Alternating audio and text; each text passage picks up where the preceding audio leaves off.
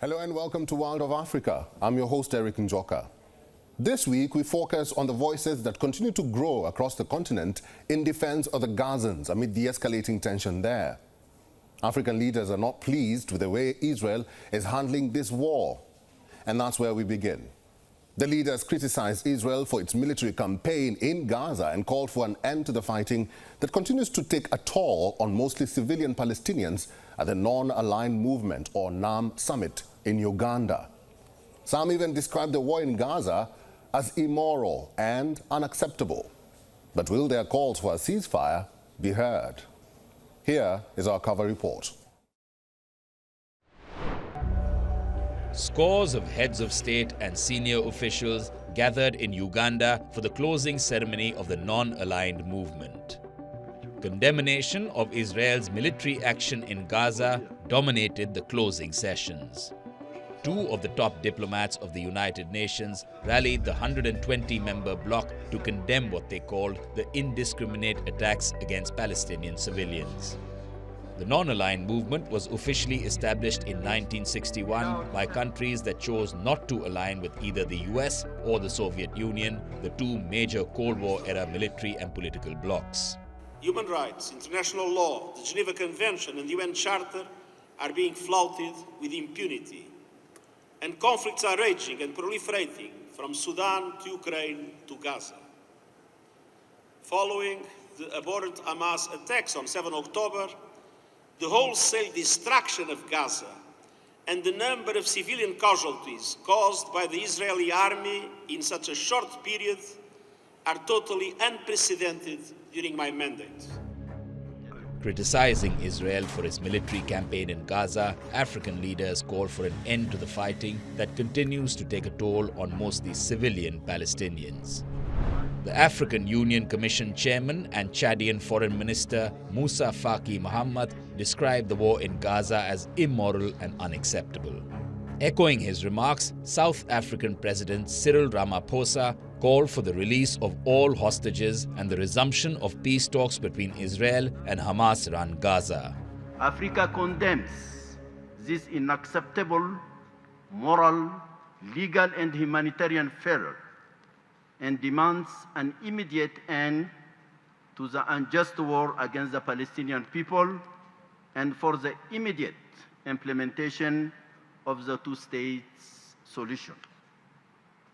I again express the African Union's full and unwavering support to the Palestinian people. We, the resistance fighters of Uganda, are flabbergasted and look down with contempt at the philosophical, ideological, and strategic shallowness of some of the actors of the world. Why not respect freedom of everybody if you say you are a Democrat? If you say you are a Democrat, why don't you respect the freedom of everybody? How can you say you are a Democrat and yet you want other people to be slaves? At the start of the conference, the Palestinian ambassador to the UN called on the NAM members to pressure Israel to implement a ceasefire in Gaza after 100 days of war with the militant group Hamas. He said despite the UN General Assembly and the Security Council's resolutions, a ceasefire remained elusive. I must tell you that I am deeply concerned and indeed dismayed about the ongoing calamity in the Gaza Strip. And so I call upon this movement to exert its influence in bringing a halt to the carnage that we are haplessly witnessing. That situation behoves us to ask, how much is enough? Nearly all the African countries belong to the NAM. They comprise nearly half its members. Other members range from India and Indonesia to Saudi Arabia and Iran, Chile, Peru, and Colombia. The Non-Aligned Movement was formed during the collapse of the colonial systems, and at the height of the Cold War, it played a key part in the decolonization processes. Bureau Report, WION World is One. The governor of Oyo State in Nigeria has said that about 230 properties at the site of the Ibadan explosion were currently undergoing structural integrity tests. They include 13 houses within 50 meters radius of the explosion site, 40 houses at 100 meters radius, 122 houses at 200 meters radius, and 53 houses within a 250 meters radius. The investigation into the blast that claimed 3 lives and dozens of injuries is currently ongoing. Our correspondent Louisa Olaniyi filed this report. On the evening of January 16th, a loud, deafening blast was heard that caused massive panic in this vibrant town in Nigeria. It soon became evident what had happened here in this town called Ibadan in Nigeria's Oyo State. Preliminary investigation showed illegal miners occupying a house in Bodija had stored explosive devices that caused the blast. The morning after made the extent of the heart-wrenching devastation clear. Initial government report says the explosion killed at least 3 people. Dozens were injured, some were critical. I was at home around 7:30 in the evening. We just heard the sound, and the sound just immediately sounded once. It was resounding. It was so much. In fact, when I looked up, I saw our ceiling. It has removed. I have a lot of injuries. My back, it was a huge fall. Things fell. There were injuries. There were lots of injuries, but at least it was minor scratches compared to people that died and stuff. So. Emergency services and security officials used bulldozers to clear the debris during a search and rescue operation in a neighborhood of Ibadan. Police cordoned off the blast site, where a huge crater is visible even from a distance. From what is gathered, and His Excellency actually reiterated it, that they said some guys into mining, illegal mining, they possess dynamite, and that was what exploded. 67-year-old Ayatunde Orenlami walks through his late brother's house to assess the damage. The impact of the January 16th explosion on the 2-wing duplex left the doors, roof, windows and household items all broken. What you have seen in this wing is exactly a replica of what happened on the other wing, because it's a 2-wing building. And we're trying to see what we can do to minimize our costs and avoid all these miscreants from swooping into it and making do away with our property.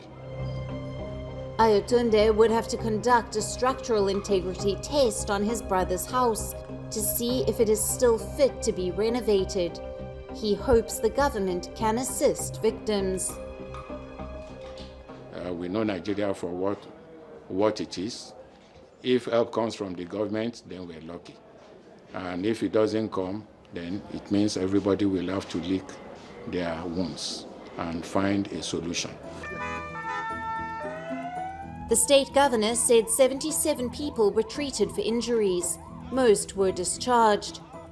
The state government would provide temporary accommodation for those who lost their homes.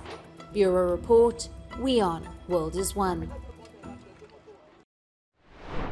Africa's 2024 election season, comprising 19 presidential and general polls, got off to an unpromising and alarming start this past week after the re-election of President Azali Assoumani to an effective 5th term. Violent protests against the result broke out in Moroni, the capital of Comoros. The government responded by imposing a nighttime curfew and deploying the army on the streets. The United Nations Commissioner for Human Rights appealed for calm and for the authorities to show restraint in dealing with the protests. Here's a report. This is Moroni, the capital of the Comoros island. An uneasy calm is settling in after angry protesters went on a rampage across the capital and other areas to express their dismay at the re-election of Azali Assoumani as president for a 4th term. An overnight curfew was even imposed in the East African island nation after the army was called in to quell the tensions. The January 14th elections were conducted smoothly, with Comorans casting their votes in the Indian Ocean Archipelago's presidential elections. However, the opposition was divided on boycotting the election. Even the poll observers gave the voting a clean bill of health. We said that the elections went well overall and that, I repeat, if you did not hear correctly, it was peaceful, tranquil.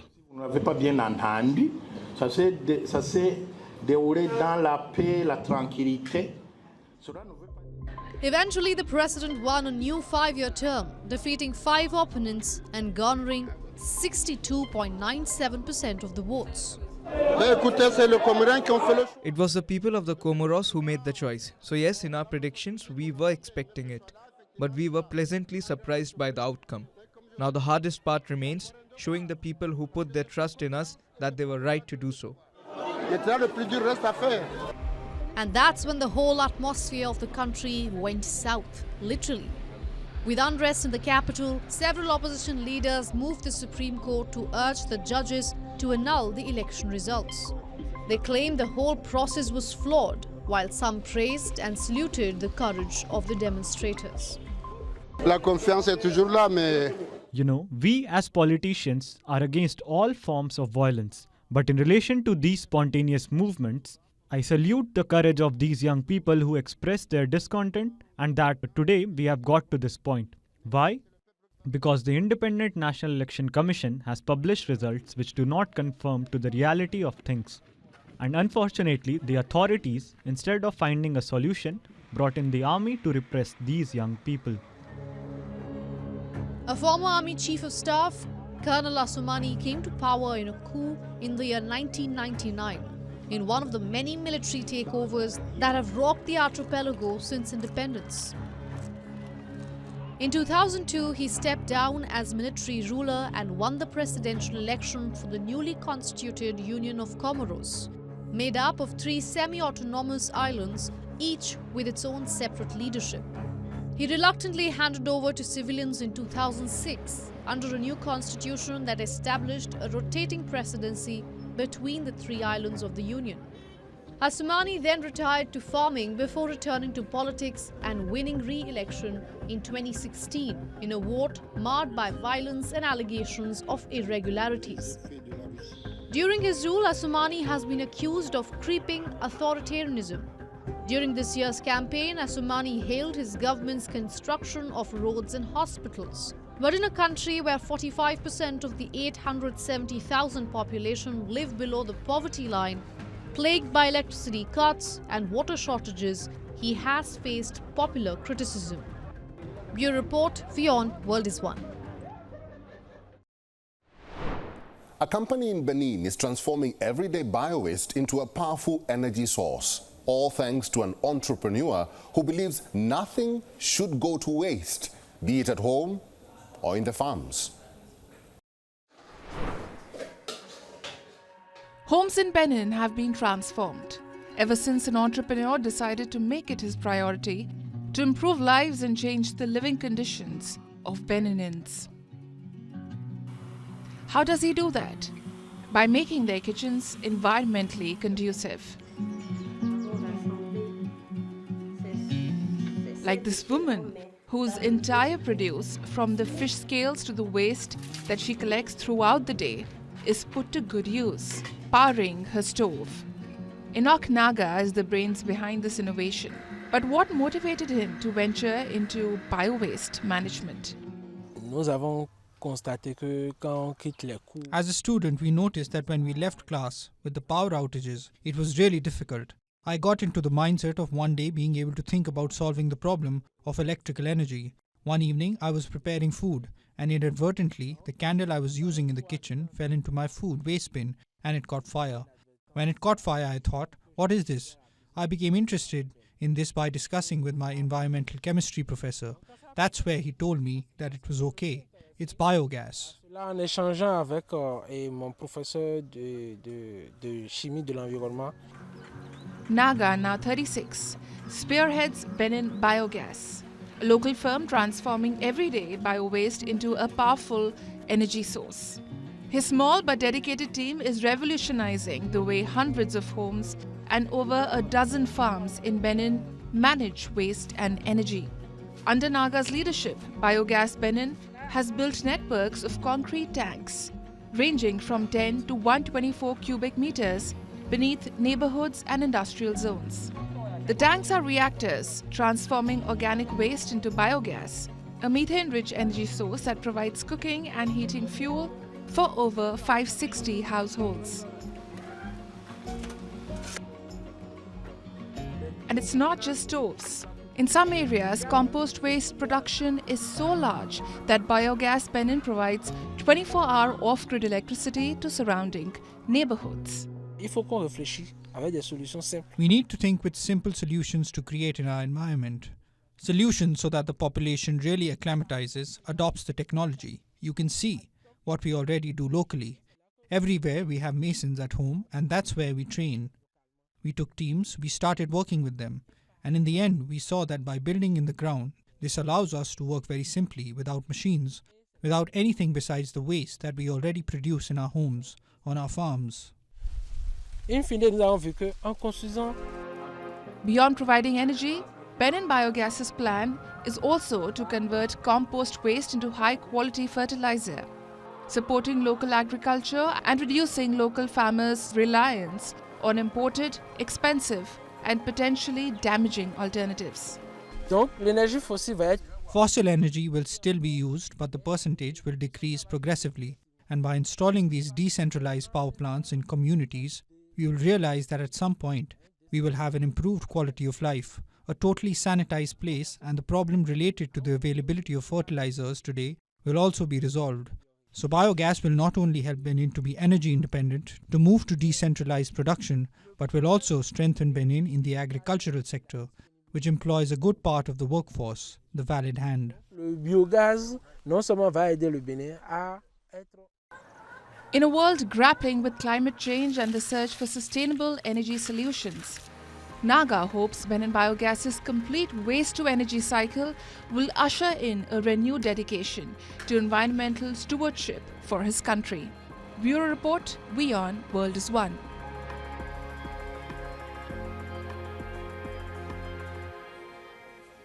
Orthodox Christians in Ethiopia celebrated Timket, a festival that marks the baptism of Jesus in the capital Addis Ababa. The UNESCO-inscribed Festival of the Epiphany began with the ritual of each church carrying a tablet, a sacred replica of the Ark of the Covenant. Check out how the festival fared in this next report.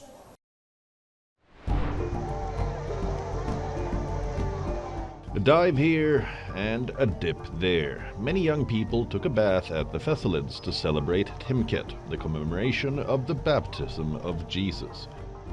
Ethiopia was in a celebratory spirit. However, a sense of dullness marred the celebrations this year due to unrest and clashes plaguing the wider Amhara region, and the city of Gondar in particular, failing to attract the usual multitude of worshippers that flock at the UNESCO World Heritage Site. This year, due to the political tensions, it wasn't colorful.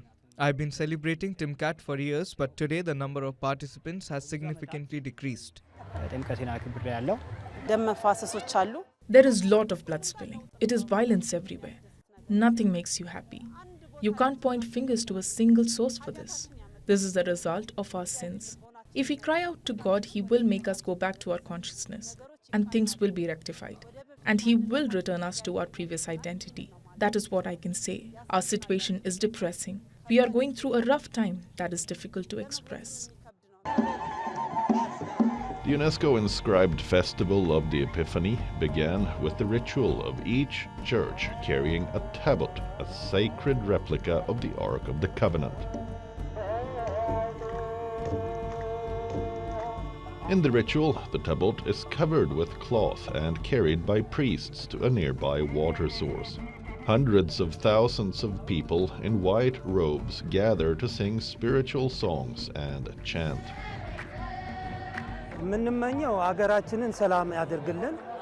Our prayer is that our country becomes peaceful and prosperous. Above all, we want peace. This is the priority for our country at this moment. For this, our contribution is essential. Let God give us consciousness. Let Him give us all a heart.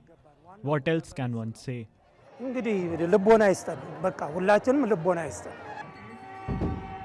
Early pre-sunrise rituals began in Jan Meda, where thousands gathered for prayers and liturgical services. Priests sprinkled holy water on the assembled congregation, commemorating Christ's baptism. Ethiopia's Feast of the Epiphany is one of the highest and holiest holidays in the Ethiopian Orthodox Christian calendar and is celebrated on January 19th every year. Timkit used to be very famous in Gondar, a city in the northern Amhara region. However, due to ongoing conflict between government forces and rebels in the area, many people now prefer to celebrate in Addis Ababa. Bureau Report, WION World is One. A 16-year-old girl from Changsha, central China's Hunan province, successfully reached the summit of Mount Kilimanjaro, the highest mountain in Africa. This is how she did it.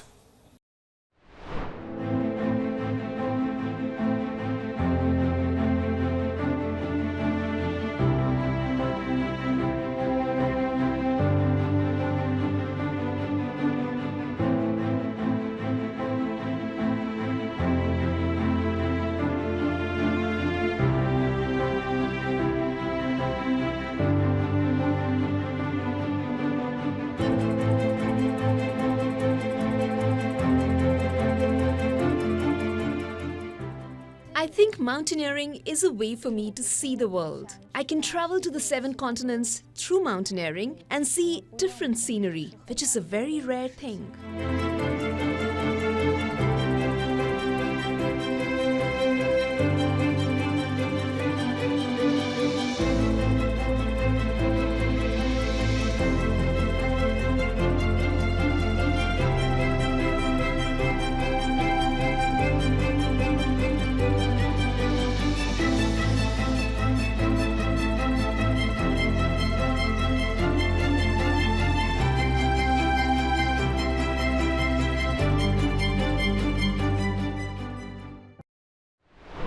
Thank you very much for watching this week's episode of Wild of Africa. Get in touch with us on all our social media platforms and share your feedback about the show there. My name is Erik Njoka. Keep watching WION World is One, and until next time, it's goodbye from me.